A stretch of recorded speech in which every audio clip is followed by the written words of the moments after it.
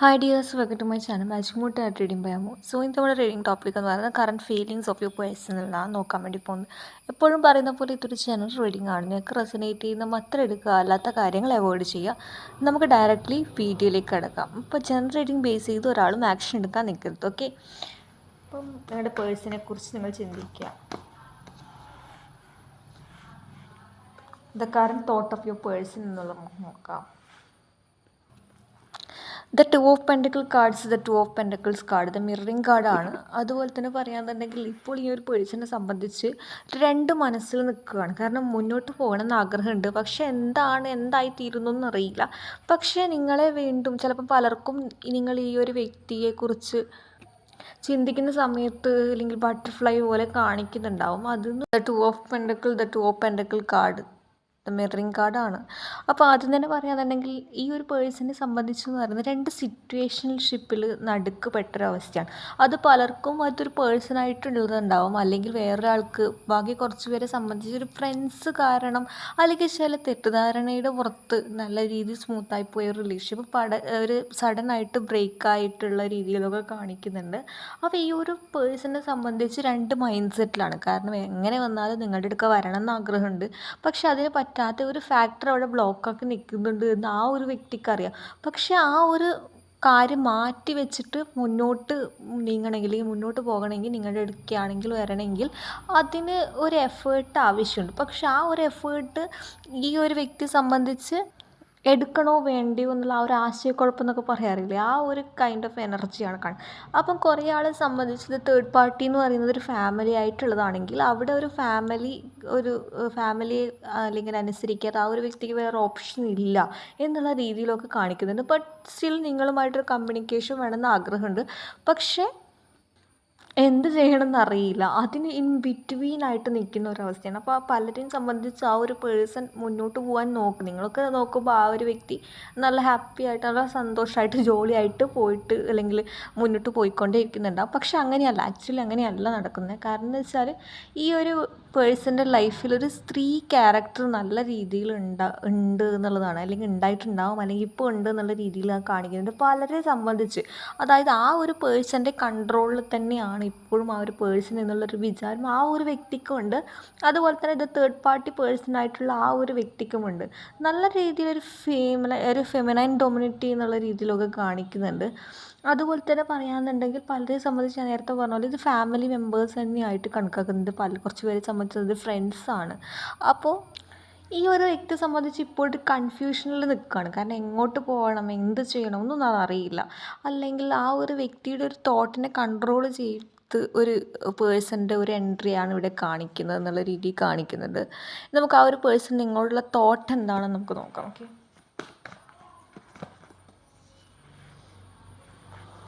the 5 of cups.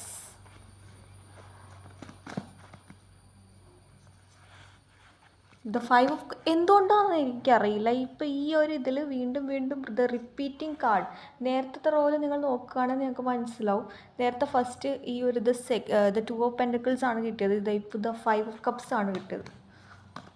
Mirroring എനർജിയാണ്. നിങ്ങൾ എന്താണോ ചിന്തിക്കുന്നത് അതുപോലെ തന്നെ ആവാനുള്ള ഒരു ചാൻസൊക്കെ കാണിക്കുന്നുണ്ട്. Okay, the 8 of cups. Then വീണ്ടും ദ മൂൺ. കണ്ടോ, ഞാൻ പറഞ്ഞല്ലോ വീണ്ടും ഈ ഇതിൽ വീണ്ടും റിപ്പീറ്റിംഗ് കാർഡ്സിൻ്റെ ഒരു എൻട്രി ഇവിടെ വല്ലാണ്ടുണ്ടാവും. ഇവിടെ കണ്ടോ, ദ മൂൺ കാർഡ്.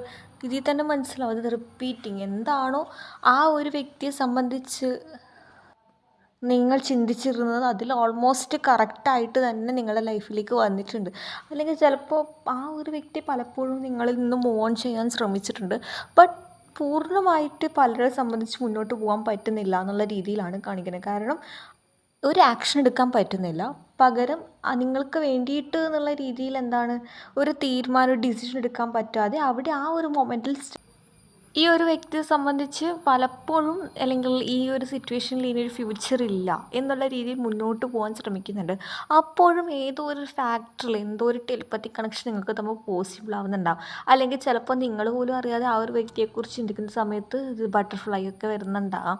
അത് ആ ഒരു വ്യക്തിയുടെ ഒരു ടെലിപ്പത്തി കണക്ഷൻ പോലുള്ളൊരു സൈൻ നിങ്ങൾക്ക് ഉണ്ടാവുന്നുണ്ട് എന്നുള്ള രീതിയിൽ ഒരു ട്വിന്നിങ് എനർജിയാണ് കാണിക്കുന്നത്.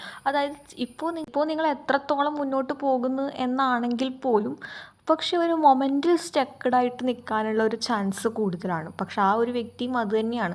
ആ ഒരു വ്യക്തി ആദ്യം വിചാരിച്ചു ഇവരൊന്നും ഇല്ലെങ്കിൽ കുഴപ്പമില്ല എന്നുള്ള ഐ ഡോണ്ട് കെയർ എന്നുള്ളൊരു ആറ്റിറ്റ്യൂഡിൽ നിന്ന ഒരു വ്യക്തിയാണെങ്കിൽ ഇപ്പോൾ നല്ല രീതിയിൽ ഒരു വീണ്ടും വന്നിരുന്നെങ്കിൽ അല്ലെങ്കിൽ നിങ്ങളോട് അല്ലെങ്കിൽ നിങ്ങൾക്ക് നിങ്ങളുടെ സോഷ്യൽ മീഡിയ സ്റ്റോക്ക് ചെയ്യുന്നു അല്ലെങ്കിൽ ഫേക്ക് അക്കൗണ്ട് വെച്ച് അല്ലെങ്കിൽ ഫ്രണ്ട്സിൻ്റെ അക്കൗണ്ടൊക്കെ വെച്ച് നിങ്ങൾ ഓക്കെ ആണോ അല്ലെങ്കിൽ നിങ്ങളുടെ ലൈഫിൽ എന്താണെന്ന് നടക്കുന്നതെന്ന് അറിയാനുള്ള ഒരു ക്യൂരിയോസിറ്റി ആ ഒരു വ്യക്തിയുടെ ലൈഫിലുണ്ട്. പലർക്കും ഇതിനകം തന്നെ ആ ഒരു വ്യക്തിയുടെ contact കിട്ടിയിട്ടുണ്ടാകാം.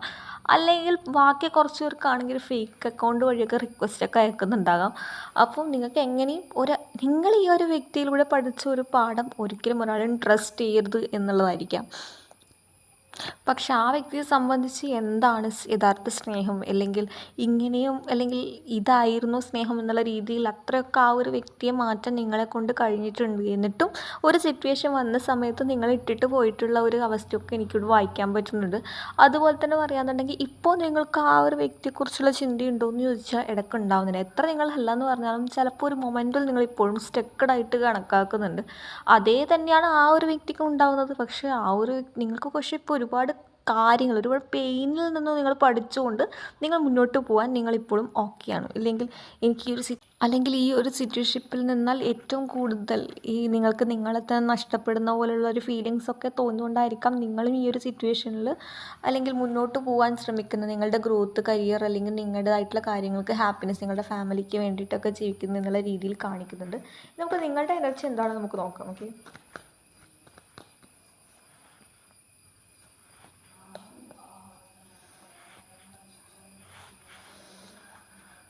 Okay, the 7 of Swords, the 7 of Wands, the 10 of Cups. Okay, very good. ഒരുപാട് ആൾക്കാരും ഈ ഒരു സിറ്റുവേഷൻ കംപ്ലീറ്റ്ലി എൻഡപ്പാക്കിയിട്ട് മുന്നോട്ട് പോകാൻ ശ്രമിക്കുന്നതായിട്ട് കണക്കാക്കുന്നുണ്ട്. പക്ഷേ കുറച്ച് പേരാണെങ്കിൽ എന്ത് തന്നെ ഉണ്ടെങ്കിലും എത്ര തന്നെ സിറ്റുവേഷനിൽ ഹേർട്ടായിട്ടുണ്ടെങ്കിലും എനിക്ക് വേണം അല്ലെങ്കിൽ ആ ഒരു വ്യക്തിയുടെ മൈൻഡ് മാറിയിട്ട് വന്നിട്ടുണ്ടെങ്കിൽ എന്നുള്ള രീതിയിലൊക്കെ കാണിക്കുന്നുണ്ട്. അതുപോലെ തന്നെ പറയുകയാണെന്നുണ്ടെങ്കിൽ ഇവിടെ ഒരു കരിയർ റിലേറ്റഡ് ആയിട്ടുള്ള കാര്യങ്ങൾക്ക് നല്ല രീതിയിൽ നിങ്ങളുടെ റിലേഷൻഷിപ്പിന് പ്രാധാന്യം ഉണ്ട് എന്നുള്ള രീതിയിലാണ് കാണിക്കുന്നത്. അല്ലെങ്കിൽ നിങ്ങൾക്ക് നല്ല രീതിയിൽ ജോബ് ഉണ്ടാവും. ഒരു ഈഗോ ഇഷ്യൂ ഒക്കെ ഈ ഒരു റിലേഷൻഷിപ്പ് നല്ല രീതിയിലുണ്ട്. ആ ഒരു പേഴ്സണാലിറ്റിക്ക് ഒരു പേഴ്സൺ എന്നുള്ള രീതിയിൽ കാണിക്കുന്നുണ്ട്. അതുപോലെ തന്നെ പറയുകയാണെന്നുണ്ടെങ്കിൽ നിങ്ങളുടെ ഓറക്കുണ്ടാവുന്ന ചേഞ്ച് മെയിൻ എന്ന് പറയുന്നത് ഒരു ഫിനിക്സ് ബേർഡിനെ പോലെ. ഫിനിക്സ് പക്ഷിയെക്കുറിച്ച് ചിലർക്ക് അറിയായിരിക്കും അല്ലേ. എന്ത് തന്നെ സംഭവിച്ചാലും ഒരു ചാരത്ത് നിന്ന് ഉയർത്തെഴുന്നേൽക്കുന്ന പോലെ ആ ഒരു കൈൻഡ് ഓഫ് എനർജിയിലൂടെയാണ് നിങ്ങളുടെ ഈ ഒരു ഓറ കടന്നു പോകുന്നത്. അതായത് ഡെത്ത് റീബർത്ത് കാർഡ് ഓൾറെഡി നമ്മളിവിടെ കണ്ടിട്ടുണ്ട്. ഇത് സ്കോർപ്പിയോൺ കാർഡാണ് ഇത് എന്ന് പറയുന്നത്. ചിലപ്പോൾ നിങ്ങളുടെ പേഴ്സണോ അല്ലെങ്കിൽ സ്കോർപ്പിയോ സോഡിയക് സൈനുള്ളവരായിരിക്കാം. അതുപോലെ തന്നെ പറയുകയാണെന്നുണ്ടെങ്കിൽ ഇനി നിങ്ങൾ ഈ ഒരു സിറ്റുവേഷനിൽ ഒരുപാട് കാര്യങ്ങൾ തിരിച്ചിട്ടുണ്ടാവും. എസ്പെഷ്യലി ദ സെൽഫ് റെസ്പെക്റ്റ് എന്ന് പറഞ്ഞൊരു കാര്യം. ഇനി എന്നെ അതിന് കിട്ടില്ല എന്നുള്ള കൈൻഡ് ഓഫ് എനർജിയിലാണ് പലരുള്ളത്. കാരണം if they won't earn me എന്നുള്ള ആ ഒരു കോൺസെപ്റ്റിലൊക്കെ പോകുന്നുണ്ട്. എന്നെ വേണമെങ്കിൽ ഇങ്ങോട്ട് വന്ന് അല്ലെങ്കിൽ മെസ്സേജ് അയക്കട്ടെ അല്ലെങ്കിൽ അതിനൊരു എഫേർട്ട് ഇടട്ടെ എന്നുള്ള കൈൻഡിൽ ഒരുപാട് പേര് ഇരിക്കുന്നുണ്ട്. അപ്പോഴും കുറച്ച് പേര് വെയിറ്റിംഗ് ആണ്. ബാക്കിയുള്ളവരാണെങ്കിൽ എനിക്കുള്ളത് എന്തായാലും വൈകിട്ടാണെങ്കിൽ എത്തും എന്നുള്ള ഒരു കോൺസെപ്റ്റിലുണ്ട്. ബാക്കി തേർഡ് കാറ്റഗറി എന്ന് പറയുന്നത് I don't care what ever happen. ഞാൻ എന്നെ തന്നെ ഓക്കെയാണ്. എനിക്ക് എന്നെ തന്നെ നോക്കാൻ വേണ്ടി പറ്റും. എനിക്ക് നല്ല ജോലിയുണ്ട്. അല്ലെങ്കിൽ ആ ജോലിക്ക് വേണ്ടി പഠിക്കുന്നവരായിരിക്കാം. അല്ലെങ്കിൽ നിങ്ങൾക്ക് വേണ്ടിയിട്ട് എന്നുള്ള രീതിയിൽ ചിലപ്പോൾ നിങ്ങൾ അല്ലെങ്കിൽ ജോബിന് വേണ്ടിയിട്ട് നോക്കുന്നുണ്ടാകാം. അല്ലെങ്കിൽ തീരുമാനിക്കുന്നുണ്ടാകാം. അല്ലെങ്കിൽ ഒരു പഠിച്ചാൽ കൊള്ളാം എന്നുള്ള രീതിയിലൊക്കെ ഒരു ഡിസിഷൻ എടുക്കുന്നുള്ളതായിട്ട് കണക്കാക്കുന്നുണ്ട്. അതുപോലെ തന്നെ പറയുകയാണെന്നുണ്ടെങ്കിൽ ഇപ്പോഴത്തെ സിറ്റുവേഷൻ മാറണമെങ്കിൽ നിങ്ങൾ തന്നെ വിചാരിക്കണം അല്ലേ. അപ്പോൾ ആ ഒരു രീതിയിൽ നിങ്ങൾക്ക് വേണ്ടിയിട്ടൊരു ആക്ഷൻ എടുത്ത് മുന്നോട്ട് പോകുന്നതായിട്ടാണ് കണക്കാക്കുന്നത്. ബാക്കിയുള്ള കുറച്ച് പേരെ സംബന്ധിച്ചെന്ന് പറയുന്നത് ഈ ഒരു സിറ്റുവേഷനിൽ മനഃപൂർവ്വം അതിൽ നിന്ന് മാറി അല്ലെങ്കിൽ ഒന്നും കണ്ടില്ല കേട്ടില്ല എന്നുള്ള രീതിയിലൊക്കെ മാറിപ്പോവാൻ ആഗ്രഹിക്കുന്ന ഒരു രീതിയാണ് കാണിക്കുന്നത്. കാരണം ടോക്സിസിറ്റി അറ്റ് ഇറ്റ്സ് പീക്ക് എന്നുള്ള രീതിയിലൊക്കെ ഈ ഒരു സിറ്റുവേഷനിൽ നിങ്ങൾ മനഃപൂർവ്വം മുന്നോട്ട് പോയേ പറ്റൂ എന്നുള്ള രീതിയിൽ ചിലത് കണ്ടില്ല കേട്ടില്ല എന്നുള്ളത് നടിച്ച് നിങ്ങൾക്ക് വേണ്ടിയിട്ടൊരു തീരുമാനം എടുക്കുന്നതായിട്ടാണ് കണക്കാക്കുന്നത്. അല്ലെങ്കിൽ ബാക്കിയുള്ളവരാണെങ്കിൽ മാനിഫെസ്റ്റൊക്കെ ചെയ്യുന്നത് ആ ഒരു പേഴ്സൻ്റെ ഒരു തിരിച്ചു വരവിനാണ് എന്നുള്ള രീതിയിലും കാണിക്കുന്നുണ്ട്.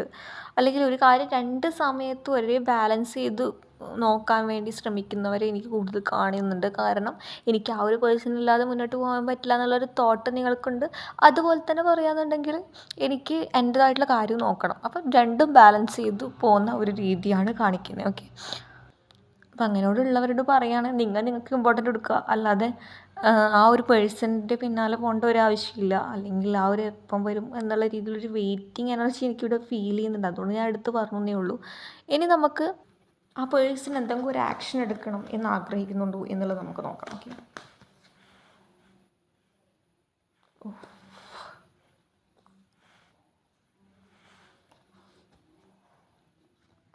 ബോട്ടം മുദ്രയ്ക്ക് നമുക്ക് കിട്ടുന്നത് ഏസ് ഓഫ് പെൻറ്റക്കിൾസ് ആണ്. ഓക്കെ, ആ ഒരു വ്യക്തി വിചാരിക്കുകയാണ് എന്ത് തന്നെ സിറ്റുവേഷൻസ് ഉണ്ടെങ്കിലും ഒറ്റയ്ക്ക് സോൾവ് ആവുന്നുണ്ടെങ്കിൽ സോൾവ് ആവട്ടെ, അല്ലെങ്കിൽ ഇതിന് ഞാനായിട്ടൊരു പുതിയൊരു കാര്യം അല്ലെങ്കിൽ പുതിയൊരു ഡിസിഷൻ എടുക്കുക, അല്ലെങ്കിൽ അങ്ങോട്ട് പോവുക, അങ്ങനെയുള്ളതിനേക്കാൾ കൂടുതൽ അങ്ങനെ പോകുന്നവരുണ്ടാകാം. പക്ഷെ കുറേ ആളെ സംബന്ധിച്ചൊരു ഈഗോ നല്ല രീതിയിൽ റിലേഷൻഷിപ്പിലുണ്ട്. അതായത് ഇപ്പോഴും ആ ഒരു വ്യക്തി സംബന്ധിച്ച് നിങ്ങളുടെ മുന്നിൽ വരണമെന്ന് ആഗ്രഹമുണ്ട്. പക്ഷെ നിങ്ങൾ എങ്ങനെ അതിനോട് റിയാക്ട് ചെയ്യും എന്നറിയില്ല. അതുകൊണ്ട് ഒരു സ്റ്റെപ്പ് ബാക്ക് ചെയ്ത് നിൽക്കുന്ന ഒരവസ്ഥയാണ്. ഒരു ഹൈഡാക്കി ഈ ഒരു സമയത്ത് ഒരു ആക്ഷനും ചെയ്യാൻ പറ്റില്ല. പക്ഷെ പോകെ പോകെ ഞാൻ ശ്രമിക്കാൻ തയ്യാറാണ് എന്നുള്ള രീതിയിലുള്ള എനർജിയാണ്. കാരണം ഒട്ടുമിക്ക പേരെ സംബന്ധിച്ച് തേർഡ് പാർട്ടി പേഴ്സൺ ആയിട്ടുള്ളവരുണ്ടാകും. ആ ഒരു എനർജി ഇവരെ ബ്ലോക്ക് ചെയ്യുന്നുണ്ടാകും. ഒരു രണ്ട് സൈഡിലുള്ള ഒരു വലിവുണ്ട് ഈ ഒരു വ്യക്തിക്ക് എന്നുള്ള രീതിയിൽ കുറച്ച് പേരെ സംബന്ധിച്ച് കാണിക്കുന്നുണ്ട്. അതൊരു third party as A person ആണ് എന്ന് നിങ്ങൾക്ക് ഉറപ്പുള്ളവർക്കാണ് ഞാനീ പറയുന്നത് കേട്ടോ. അല്ലാത്തവർക്ക് തേർഡ് പാർട്ടി പേഴ്സൺ ഉണ്ട്, അപ്പോൾ എന്തായാലും ഇതുകൊണ്ടാണ് ഇത്രയും നോ കോണ്ടാക്റ്റ് ഒക്കെ പോയത് എന്നുള്ള രീതിയിൽ അങ്ങനെയൊന്നുമില്ല.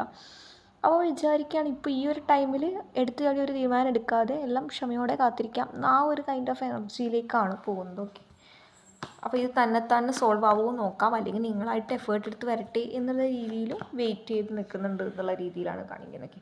അവരെ തന്നെ ഒരു ബോർഡർ വെച്ച് നിൽക്കുന്നതായിട്ട് കണക്കാക്കുന്നുണ്ട്. അതായത് നിങ്ങൾ അങ്ങോട്ട് പോകുന്നില്ല എന്ന് കാണുന്ന സമയത്ത് ഒരു ചെറിയ ഒരു എന്താ പറയുക വിഷമം പോലെയോ, അല്ലെ വിഷമമല്ല, എന്തോ ഒരു എങ്ങനെയാണ് നിങ്ങൾക്ക് പറ്റുന്നത് എന്നുള്ള ആ ഒരു കൈൻഡ് ഓഫ് തോട്ട് ഉണ്ടല്ലോ, അതാണ് ഇവിടെ കൂടുതലായിട്ടുള്ളത്. The bottom of the deck എന്ന് പറയുന്നത് മൂൺ കാർഡാണ്. എപ്പോഴും പറയുന്ന അത് തന്നെയാണ്. ഈ ഒരു പലരെ സംബന്ധിച്ച് വീണ്ടും നിങ്ങളുടെ ഒരു കമ്മ്യൂണിക്കേഷൻ എന്ന് പറയുന്ന ഒരു കമ്മ്യൂണിക്കേഷൻ കിട്ടിയിട്ടുണ്ടെങ്കിൽ ആഗ്രഹിക്കണം. അത്രയ്ക്കും ഒരു സ്നേഹം എന്നുള്ള രീതിയിലൊന്നും നമുക്കങ്ങനെ ഉറപ്പിച്ച് പറയാനൊന്നും പറ്റില്ല. പക്ഷെ എന്താണ്, മൊമെൻറ്റിൽ മിസ് ചെയ്യുന്നു, അപ്പോൾ നിങ്ങൾ വന്നാൽ കൊള്ളാം, ആ ഒരു മിസ്സിങ് മാറ്റിയിട്ട് ഞാൻ പോകാം, ആ ഒരു കൈൻഡ് ഓഫ് എനർജി ആ ഒരു വ്യക്തിക്ക് ആ ഒരു ടൈം നിങ്ങളെ ഒന്ന് മിസ് ചെയ്യുന്നതുകൊണ്ട് മാത്രം നിങ്ങളുടെ പ്രസൻസ് ഉണ്ടെങ്കിൽ നന്നായിരിക്കും എന്നുള്ളതാണ് ആ ഒരു വ്യക്തിയെ സംബന്ധിച്ച് തോന്നുന്നത്. പക്ഷേ ഈ ഒരു വ്യക്തിക്ക് തന്നെ അറിയില്ല ഇപ്പോൾ ഈ രാത്രിയൊക്കെ ഉറക്കമില്ലാത്ത അവസ്ഥയൊക്കെ നല്ല രീതിയിൽ ഉണ്ടാവുന്നുണ്ട്. കാരണം നിങ്ങൾ മുന്നോട്ടാണ് അല്ലെങ്കിൽ നല്ല രീതിയിൽ ഗ്രോ ചെയ്യുകയാണ് എന്ന് കാണുന്ന സമയത്ത് ആ ഒരു വ്യക്തിക്കൊരു റിഗ്രറ്റിങ് എനർജി നിങ്ങളുടെ ലൈഫിൽ എന്താണ് നടക്കുന്നത്, അല്ലെങ്കിൽ ഒരു പുതിയൊരു പേഴ്സൻ്റെ എൻട്രി ഉണ്ട്. ചിലപ്പം ഇങ്ങനെ തിരിച്ചു വന്നവർ ചിലപ്പോൾ ചോദിച്ചിട്ടുണ്ടാകാം നിൻ്റെ ലൈഫിൽ എങ്ങനെയുണ്ട്, ഓക്കെ ആണോ, ആ ഒരു രീതി മീൻസ് നിങ്ങൾ ഓക്കെ ആണോ എന്നറിയാനുള്ള ഒരു ക്യൂരിയോസിറ്റി ആ ഒരു വ്യക്തിയുടെ മൈൻഡ് നല്ല രീതിയിൽ ഉണ്ട് എന്നുള്ള രീതിയിലാണ്. അതുപോലെ തന്നെ പറയാൻ പലരെയും സംബന്ധിച്ച് പറഞ്ഞാൽ ഇവിടെ സ്റ്റോക്കിംഗ് എനർജിയാണ്. ഈ ഒരു റീഡിങ് നല്ല രീതിയിൽ സ്റ്റോക്കിംഗ് എനർജി കാണിക്കുന്നുണ്ട്. ആ ഒരു പേഴ്സൺ പല രീതിയിലും നിങ്ങളെ സ്റ്റോക്ക് ചെയ്തുകൊണ്ടേയിരിക്കും. അപ്പോൾ ഗൈസ് നമുക്ക് നിങ്ങൾക്കുള്ള അഡ്വൈസ് എന്താണെന്ന് നമുക്ക് നോക്കാം. ഓക്കെ, എല്ലാവരും പോസിറ്റീവായിട്ടിരിക്കാൻ ശ്രമിക്കുക.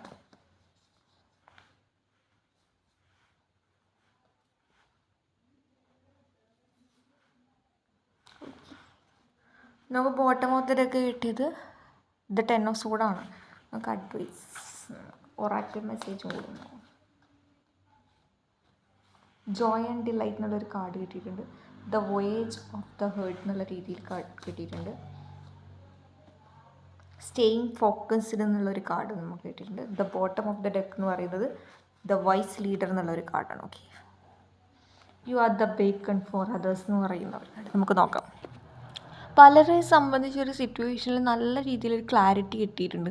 പിന്നെയും ആ ഒരു സിറ്റുവേഷൻ നിങ്ങളെ ഹേർട്ട് ചെയ്യുന്നുണ്ട് എന്ന് തോന്നുന്നുണ്ടെങ്കിൽ നിങ്ങൾ നിങ്ങളുടേതായിട്ടൊരു ഫോക്കസ് ചെയ്യുക എന്നുള്ള രീതിയിൽ പറയുകയാണെങ്കിൽ സ്റ്റെപ്പ് ബാക്ക് ചെയ്ത് ഒന്നും കൂടി നല്ല രീതിയിൽ ചിന്തിക്കുക എന്നുള്ളതാണ്. അതായത് ഒരു സ്നേഹത്തിനാണെങ്കിൽ പോലും അത് ആദ്യം നിങ്ങളിൽ നിന്ന് തുടങ്ങി നിങ്ങൾ തന്നെ അവസാനിക്കണം എന്നുള്ള രീതിയിലാണ് പറയുന്നത്. അതായത് സെൽഫ് ലവ് വേണം എന്നുള്ള രീതിയിലാണ് പറയുന്നത്. ലവ് ഫ്ലോ ത്രൂ എന്ത് ചെയ്യുമ്പോഴും നല്ല രീതിയിൽ ചിന്തിച്ചതിന് ശേഷം മാത്രം തീരുമാനം എടുക്കുക.